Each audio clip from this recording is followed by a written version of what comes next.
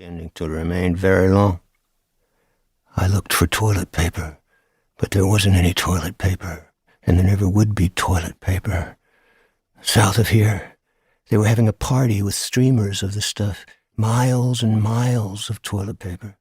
But here, in the hyper-new, all-leftist future coming at us at the rate of rock and roll, there was just a lot of nothing. No more wiping your bum. No more Coca-Cola. No beans or rice.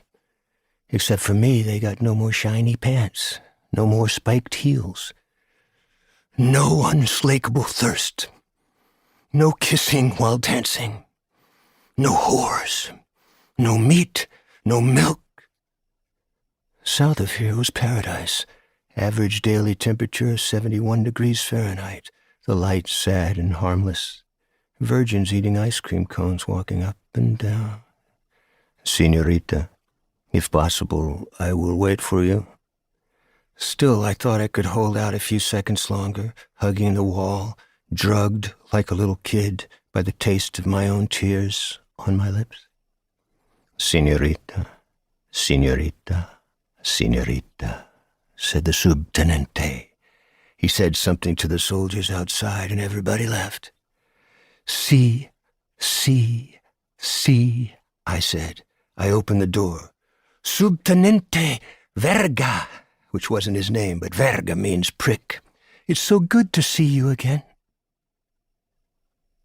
I didn't think this would take long, and it didn't. We were doing it on the couch tonight. It was either that or the rug. His clothes, civilian clothes, lay in a heap beside mine. I'd never seen Subtenente whoever in uniform. He was a spy, or something like that.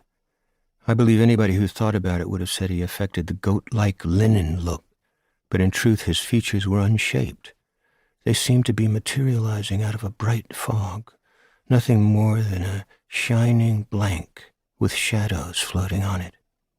Even as he coasted back and forth above me with the lamp behind him, the oval of his face gave out a mysterious light, like the exit from a tunnel. "Are you looking at me?" I asked him softly, but he was sighing and hiccuping too loudly to hear. I hoped he wouldn't go on long enough to make me sore. I started to worry that maybe I was too thin for him. It's a fact that I'm always either too fat or too skinny. I can't seem to locate the midpoint. Not that the pleasure and comfort of an incompetent small-time official in a floundering, greasy banana regime surmounts my every concern, but all men tend to grow innocent. Wouldn't you agree, at the breast? You can't help feeling a little something, if only a small, sharp pity, as if you'd just stepped on a baby bird. The bird was going to die anyway. You only shortened its brainless misery. "Are you coming? Are you coming?" I was speaking English. He probably didn't know what I was talking about.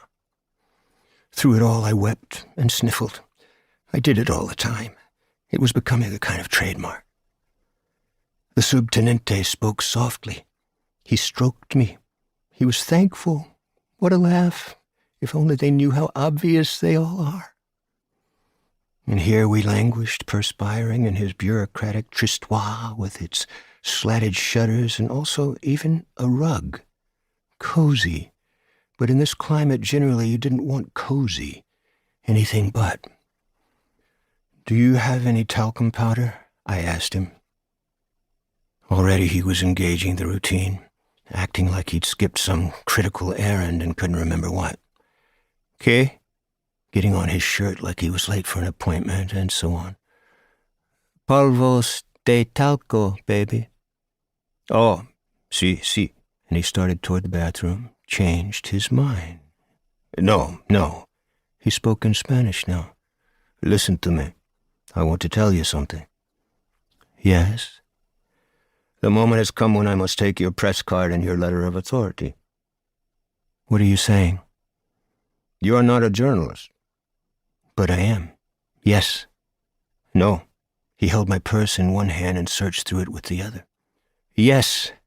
I snatched the purse from him, and he shuffled quickly through some papers his hand had come away clutching. He picked out the letter he'd written authorizing me to visit various locations in the capacity of a journalist. I was naked, but I suppose that was my armor. To keep listening to this audiobook, I've left you a link in the description so you can do it at no cost thanks to Audible's 30-day free trial.